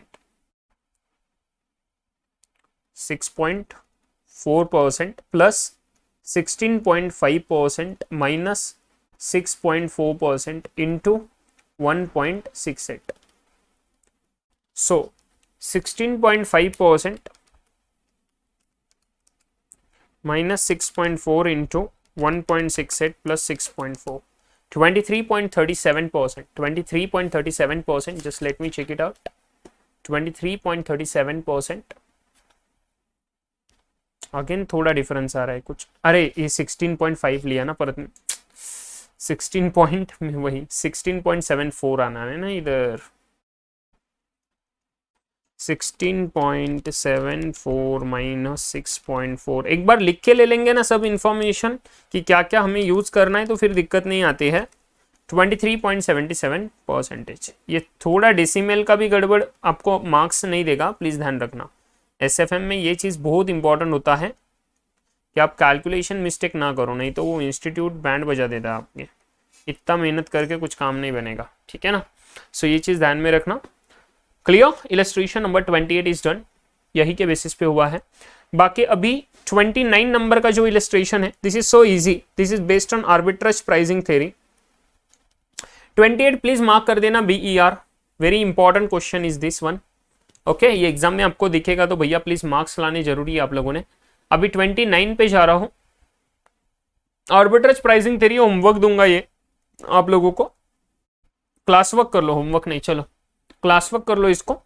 आपको बता रहा हूँ कैसे हम लोगों ने कैलकुलेशंस करे हुए हैं आर्बिट्रेज प्राइसिंग थ्योरी के. सो दिक्कत नहीं आने वाला है. आप लोगों को क्या क्या पूछा है मैं बताने जा रहा हूँ, एंड शॉर्ट में कैलकुलेशन करते जाएंगे, सो चिंता मत करो. मिस्टर क्यू, अभी काफी सारे क्वेश्चंस ऐसे ही आने वाले, सो प्लीज ध्यान दो. अभी नए क्वेश्चंस कुछ नहीं है, एकदम फालतू क्वेश्चंस है, एकदम इजी क्वेश्चंस है. Mister Q owns a portfolio with the following characteristics. Mister Q के पास कुछ पोर्टफोलियो है जिसमें सिक्योरिटी ए है, सिक्योरिटी बी है, ठीक है, एंड एक रिस्क फ्री सिक्योरिटी भी है. फैक्टर 1 है, फैक्टर 2 है. दो फैक्टर मॉडल है यहाँ पे, 2 फैक्टर मॉडल है. एक फैक्टर का सेंसिटिविटी दिया है 0.8 सिक्योरिटी के साथ, ए के साथ. फैक्टर 2 का सेंसिटिविटी माने बीटा दिया है, beta with A for the factor, beta with B for the factor 1 and 2, 1.5 1.2. Risk free security obviously कुछ नहीं आएगा, तो सर 0 बनेगा उधर सेंसिटिविटी. एक्सपेक्टेड रिटर्न दिया है 20% ऑफ सिक्योरिटी ए, बी का 25% इसका दिया है, RF दिया है 15%. It is assume that the security returns are generated by 2 factor model. बोले 2 फैक्टर मॉडल से एज्यूम्पशन ले रहे कि जनरेट होता है ये सिक्योरिटी का रिटर्न. इफ मिस्टर क्यू, अभी क्वेश्चंस बन रहे, देखो 3 क्वेश्चंस है, ध्यान देना एकदम अच्छे से. If Mr Q has 1 lakh rupees to invest. Mr Q के पास में अगर 1 लाख रुपए इन्वेस्ट करने के लिए, एंड वो सेल करता है short of rupees 50,000 of security B. Security A and security B, ये 2 स्टॉक से 2 सिक्योरिटीज के पोर्टफोलियो बनने वाला है. 1 लाख रुपए इन्वेस्ट करने के लिए है उसके पास में कैश. 50,000 रुपए को वो सेल कर रहा है, शॉर्ट कर रहा है, शॉर्ट सेल कर रहा है किसको, बी को, माने पैसा आने वाला है. सो ये इनफ्लो, शॉर्ट सेल करके इनफ्लो. तो 1 लाख रुपए तो कैश है, 50,000 शॉर्ट सेल करेगा तो आएगा 50,000 रुपए, एंड फिर ये 1.5 लाख रुपए बन जाएगा उसके पास. तो वो परचेस करेगा 1.5 लाख रुपए का सिक्योरिटी ए. मतलब बी को शॉर्ट कर रहा है 50,000 तक, ए को 1.5 लाख रुपए में इन्वेस्ट कर रहा है, 1.5 लाख रुपए इन्वेस्ट कर रहा है ए में. What is the sensitivity of Mr. Q portfolio to the 2 factors? बोले एक्सपेक्टेड रिटर्न मत निकालो, ये दोनों फैक्टर्स का सेंसिटिविटी निकालो क्यू के पोर्टफोलियो का. अगर ऐसा पोर्टफोलियो बना तो, मतलब ऐसा अगर पोर्टफोलियो बना तो तुम्हारे पास में सेंसिटिविटी कितना आएगा दोनों फैक्टर्स का, वो निकालना जरूरी है. मतलब पहले फैक्टर का सेंसिटिविटी कितना बनेगा एंड दूसरे फैक्टर का कितना बनेगा. So very easy, it is weighted average. Weighted average आएगा ना भैया, ये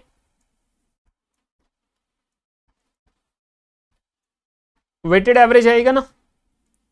वेटेड एवरेज में हमारे पास में इंडिविजुअल सिक्योरिटी का हर एक फैक्टर का सेंसिटिविटी दे चुके हैं, सिर्फ हमको वेट्स निकालने हैं. एंड वेट्स अगर मैं निकालूं तो 1.5 लाख में से 1 लाख मेरे पास 1 लाख रुपए हैं, बट मैंने 50,000 लेके 1.5 लाख रुपए इन्वेस्ट करें, 50,000 शॉर्ट करें. सो वो एक निगेटिव जाएगा 50,000 शॉर्ट का, एंड ये वाला 1 लाख रुपए का पॉजिटिव आएगा. समझ रहे हो क्या. सो वो चीज हमें करना पड़ेगा एकदम अच्छे से. सो वेट्स निकाले, वेटेड एवरेज लिए, ये पर्टिकुलर फैक्टर्स के आप लोगों को मिल जाएगा भैया सेंसिटिविटी क्या है हर एक फैक्टर के लिए उस पोर्टफोलियो का. वेरी इजी, वेटेड एवरेज करना बस. तो first question is very easy. Second, mister Q borrows rupees 1 lakh at the risk free rate. बोले RF पे पैसा उठाया है 1 लाख रुपए. पहला केस भूल जाओ, सेकंड केस देखो. आरएफ पे पैसा उठाया 1,00,000 रुपए एंड इन्वेस्ट करा है, जो अमाउंट उसने बोरो करा along with the original amount of 1,00,000 rupees, जो उसके पास में ऑलरेडी 1,00,000 रुपए थे, उसके एडिशन में जो आरएफ पे पैसा बोरो करा, रिस्क फ्री रेट पे 15% पे पैसा बोरो करा, उसको साहब क्या करे, 1,00,000 रुपए बोरो करे। सो पहले का 1,00,000 रुपए कैश वाला एंड 1,00,000 रुपए एक्स्ट्रा जो बोरो करा आरएफ पे, 2,00,000 रुपए बन गए। And invest, look at this, very important, along with the original amount of rupees 1,00,000 in security A and B in the same proportion as described in part 1। Part 1 को लाओ फिर से पिक्चर में, बोले यहाँ पे जो प्रोपोर्शन था ना आपका ए एंड बी में इन्वेस्ट करने का, वो प्रोपोर्शन में ही आप लोग यहाँ पे इस 1,00,000 रुपए को इन्वेस्ट करो एंड आरएफ पे बोरो करो 1,00,000 रुपए। सो आप लोगों को समझ में आ रहा है क्या, ये चीज बहुत इंपॉर्टेंट है। And what is the sensitivity of the portfolio to the two factors, कि यहां पर भी अगेन सेंसिटिविटी कितना बनेगा, बस वेटेड कैलकुलेशन करना जरूरी है। इसमें भी वेटेड एवरेज ही आने वाला है, वेटेड एवरेज ही आने वाला है, बाकी कुछ नहीं है। बस आप लोगों को एक चीज समझना जरूरी है कि यहां पे जो मैं पैसा इन्वेस्ट करूंगा, मतलब आरएफ पे मैं बोरो करूंगा, इस सिनारियो में क्या क्या होने वाला है, आरएफ पे बोरो करूंगा मतलब 1,00,000 रुपए का मुझे निगेटिव बनेगा, borrowing of at the rate of RF. उसके बाद में मैंने क्या करा, Mr Q borrows 1,00,000 rupees at RF, invest करा अमाउंट ही borrows along with the original amount 1,00,000 rupees in security A and B in the same proportion as described in part 1। Part 1 में जो दिया वो प्रोपोर्शन, अभी पार्ट 1 में क्या proportion बनेगा वो निकालना पड़ेगा। पार्ट 1 का पहला प्रोपोर्शन बनेगा 1,50,000 रुपए इन्वेस्ट करे थे, निगेटिव 1,00,000 आए, निगेटिव 50,000 आएगा। ये बोरो करे थे, ए में 1,50,000 रुपए इन्वेस्ट करे, बी में शॉर्ट सेल करा था 50,000 का, तो ऐसे हमारा प्रोपोर्शन बना था 1,50,000 रुपए और ये। और इस केस में अगर मैं प्रोपोर्शन देखूं तो हमारा प्रोपोर्शन कितना बना था कि 1,00,000 रुपए, सो ये बना था 1.5 एंड यहाँ पे बना था निगेटिव 0.5। तो दोनों के केस में हम लोगों को प्रोपोर्शन निकालना जरूरी है, इसी प्रोपोर्शन में हम लोगों को क्या करने हैं, हम लोगों को इन्वेस्ट करना है। क्लियर विद दिस क्या, अभी इसी प्रोपोर्शन में हमें नीचे भी इन्वेस्ट करना है क्वेश्चन नंबर 2 में, यही प्रोपोर्शन में। तो प्रोपोर्शन 3 टाइम्स दिख रहा होगा आपको, बी में जितना शॉर्ट कर रहे हैं ना उसका सब ऊपर के इसमें 3 टाइम्स क्या कर रहे हैं, इन्वेस्ट कर रहे हैं। हमारे पास में पैसा कितना है, 1,00,000 रुपए, आरएफ पे बोरो करा हुआ 1,00,000 रुपए, तो माने 2,00,000 रुपए का टोटल नेट इन्वेस्टमेंट आएगा ए एंड बी में। 2,00,000 रुपए नेट आएंगे ए एंड बी में, बट साहब बी में अगेन शॉर्ट कर रहे हैं, बी में शॉर्ट कर रहे, ए में इन्वेस्ट कर रहे।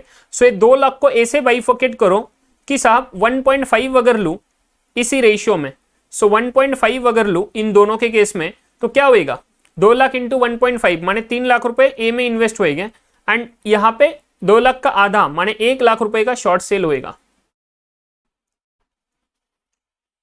गेटिंग माई पॉइंट, ये ओरिजिनल प्रोपोर्शन है, पॉइंट प्रोपोर्शन एज पर क्वेश्चन 1।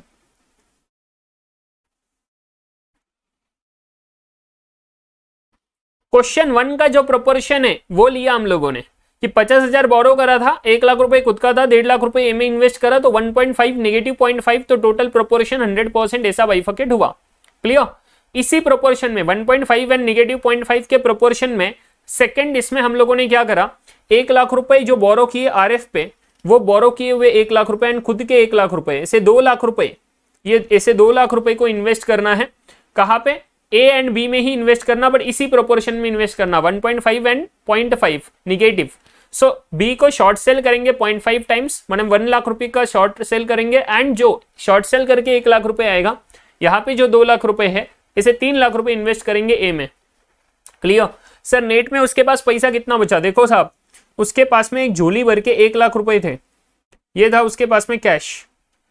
उसके बाद में आरएफ पे उसने बोरो करा 1,00,000 रुपए, आरएफ पे बोरो करा 1,00,000 रुपए। उसके बाद में बी को शॉर्ट सेल करा,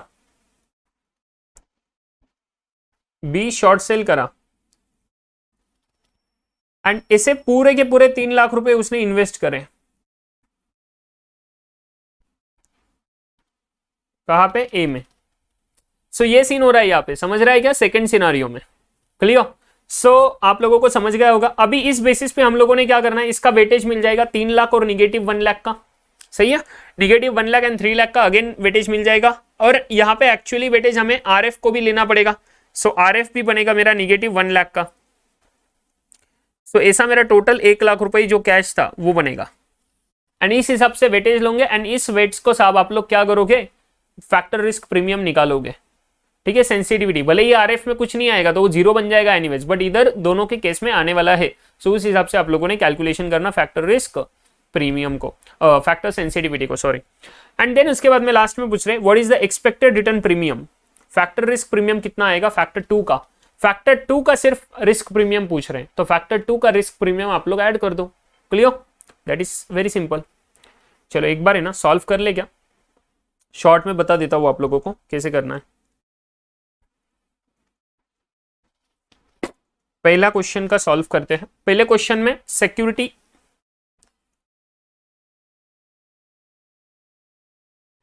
उसके बाद में वैल्यू, जो पैसा इन्वेस्ट कर रहे हैं वो आएगा इधर मेरे पास, ठीक है। उसके बाद में उसका सेंसिटिविटी,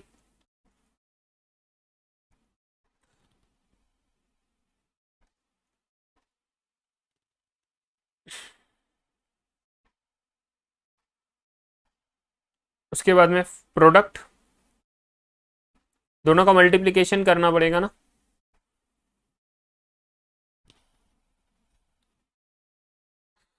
यहाँ पे फैक्टर वाइज ले लेंगे हम लोग, सो और ज़्यादा इजी हो जाएगा। यह आएगा फैक्टर 1 के लिए, दोनों को अलग से करने के बजाय एक ही इसमें ले लिए तो और बेटा। सेंसिटिविटी एंड प्रोडक्ट, ठीक है। इस वैल्यू को ही वेट्स ले लेंगे हम लोग। So security A and B, security A में 1.5 लाख रुपए करे हुए हैं एंड यहाँ पे शॉर्ट सेल करा है 50,000। सो मेरा नेट बनेगा 1 लाख रुपए, तो यही वेट्स लूंगा मैं। सेंसिटिविटी इसका आता है 0.8, इसका है 1.5 पहले फैक्टर का ए एंड बी का। सेकंड फैक्टर का सेंसिटिविटी है 0.6 एंड 1.20। इसका मल्टीप्लीकेशन करो 1.5 लाख इंटू 0.8, ये मिल जाएगा 1,20,000 एंड इसका 1.5 करो, ये मिल जाएगा 75,000। तो आप लोगों को मिलेगा 45,000।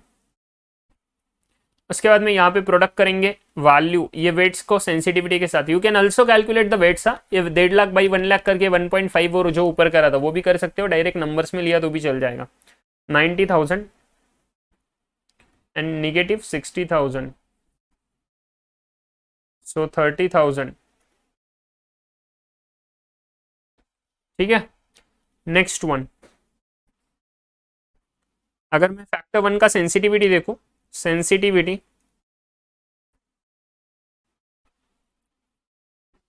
ऑफ पोर्टफोलियो फैक्टर 1 45,000 का है, but out of how much, 45,000 का सर सेंसिटिविटी है 1 लाख रुपए के कैश से। एंड फैक्टर 2 का कितना है, वेटेड एवरेज ले रहे हैं ना भैया 45,000, वेट्स तो यही है हमारे पास में, value is nothing but weights अभी, तो इसलिए। एंड 30,000, हाँ तो ये बनेगा 0.45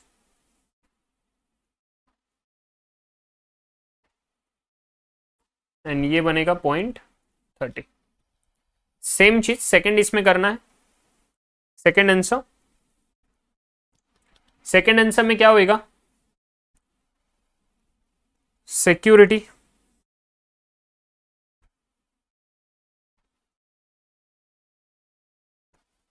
वैल्यू, ये वैल्यू ही वेट्स बनने वाला है, प्लीज ध्यान रखो। सेंसिटिविटी प्रोडक्ट, सेंसिटिविटी प्रोडक्ट दोनों फैक्टर का,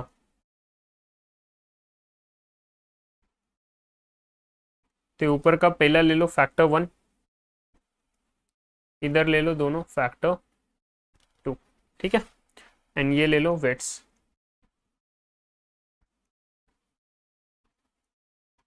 ए बी एंड आर एफ, यहाँ पे 3 आने वाले, प्लीज ध्यान रखना।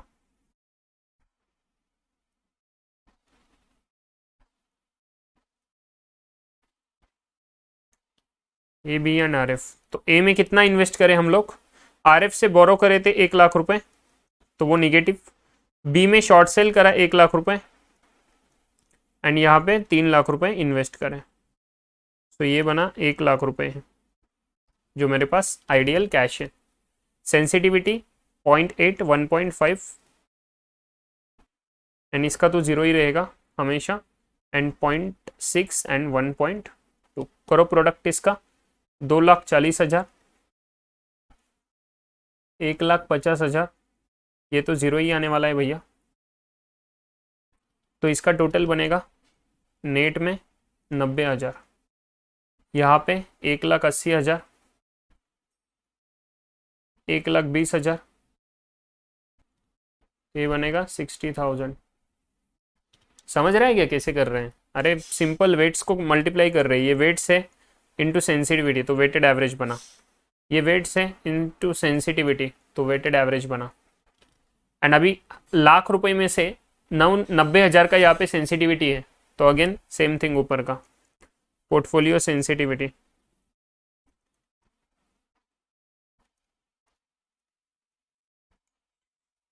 Of factors, factor 1, factor 2, 90,000 by 1 lakh 0.90, 60,000 by 1 lakh 0.60, clear? 0.90 and 0.60। Next पूछ रहे रिटर्न प्रीमियम निकालो of factor 2। Question number 3, what is the expected return premium of factor 2? इसमें थोड़ा कैलकुलेशंस वगैरह करना पड़ेगा।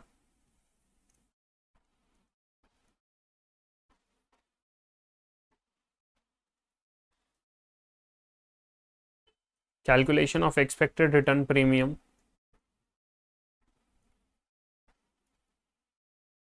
सेकेंड फैक्टर का पूछ रहे, क्लियर? अगर मैं देखूं मेरा रिटर्न ऑन सिक्योरिटी क्या बनता है, अगर मैं सेकेंड फैक्टर लूँ तो पहले तो मेरा रिटर्न ऑन सिक्योरिटी का एज पर APT, return on security is equal to F plus FRP1 into factor का सेंसिटिविटी 1 ना, पहले फैक्टर का प्रीमियम 1 इंटू फैक्टर का सेंसिटिविटी 1, तो फैक्टर के सेंसिटिव 1 को हम क्या बोलेंगे? बेटा F1 प्लस FRP2 इंटू बेटा F2, सेकेंड फैक्टर का बेटा। ओके, ये है मेरा आर्बिट्रेज प्राइसिंग थ्योरी। इसमें से मुझे निकालना है ये वाला चीज, सेकंड फैक्टर का फैक्टर रिस्क प्रीमियम चाहिए मुझे क्या चाहिए? FRP2 चाहिए, रिटर्न प्रीमियम फॉर फैक्टर 2। कैसे निकालेंगे हम लोग? फॉर सिक्योरिटी ए, इक्वेशन बना दो। रिटर्न कितना आ रहा है सिक्योरिटी ए पे? 20% दिया ना क्वेश्चन में, 20%, एंड इधर 25%, 20 एंड 25%। सो RF कितना है उधर? ऊपर देख लेना 15%, क्वेश्चन में देख लेना, प्लस FRP1। FRP1 क्या मेरे पास है क्या फैक्टर रिस्क प्रीमियम? भैया किधर है मेरे पास फैक्टर रिस्क प्रीमियम? क्यों ध्यान दे रहे हो? दोनों फैक्टर रिस्क प्रीमियम अवेलेबल नहीं है, सो FRP1 नहीं है, बट मेरे पास ये है कि दोनों फैक्टर का sensitivity 0.8 and 0.6, so 0.8 into FRP1, 0.8 FRP1 plus 0.6 FRP2। Security B के लिए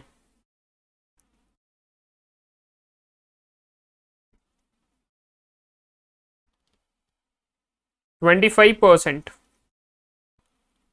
15% plus again 1.5 FRP1 plus 1.2 FRP2।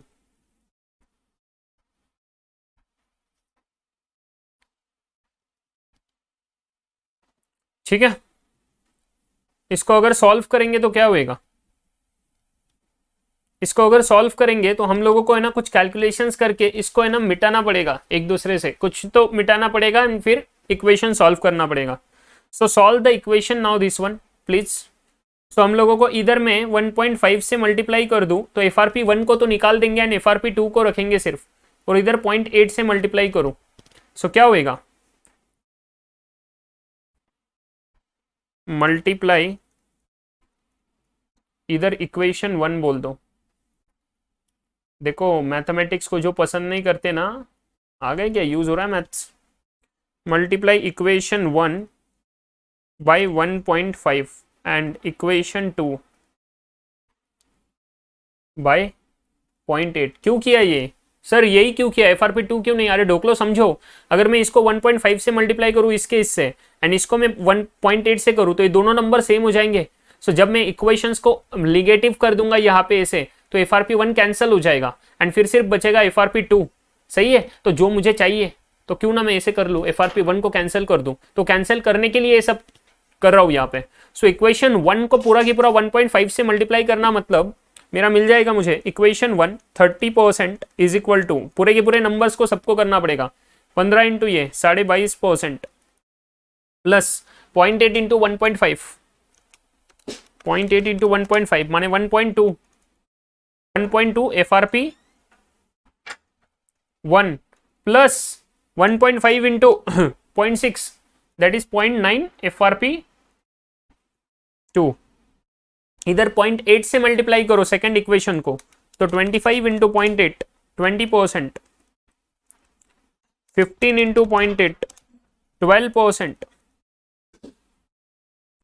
Plus ये बन जाएगा 1.2 FRP1 प्लस 1.2 इंटू 0.8 0.96 FRP2। ठीक है, एंड इसको अभी सॉल्व करो इक्वेशन को। सो इसको अगर सॉल्व करेंगे तो सभी के साइन चेंज हो गए, इसको कैंसल ऑफ कर दिए तो ये मिल जाएगा मुझे 10% इज इक्वल टू, ये कितना बचेगा 10.5% प्लस पॉइंट निगेटिव आएगा निगेटिव 0.06 FRP2। एंड अभी इसको सॉल्व करो तो आपको FRP2 कितना मिलेगा, देखो FRP2 is equal to 0.50 divided by 0.06, 0.5 by 0.06 8.33%।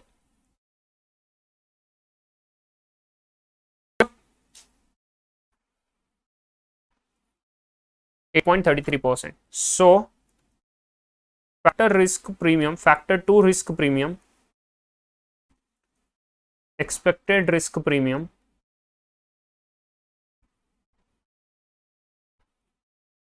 is 8.33%। Conclusion done, solve हो गया।